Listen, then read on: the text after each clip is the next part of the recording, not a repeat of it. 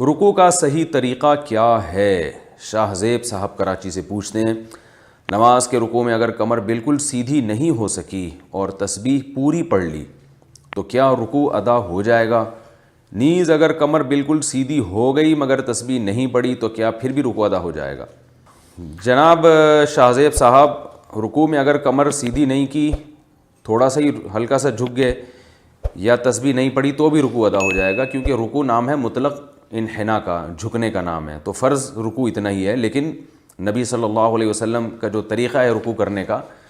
وہ آپ صلی اللہ علیہ وسلم مکمل جھک کے کمر کو مکمل سیدھی کیا کرتے تھے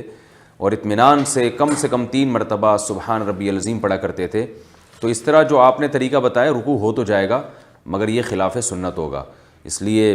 اور اگر بہت ہی جلدی رکوع کر کے فوراً ہی کھڑے ہو گئے تو نماز واجب الاعادہ ہوگی۔ تو اطمینان کے ساتھ جھکنا چاہیے، کمر کو سیدھی کرنی چاہیے اور کم سے کم 3 دفعہ سبحان ربی العظیم ادا کرنا چاہیے۔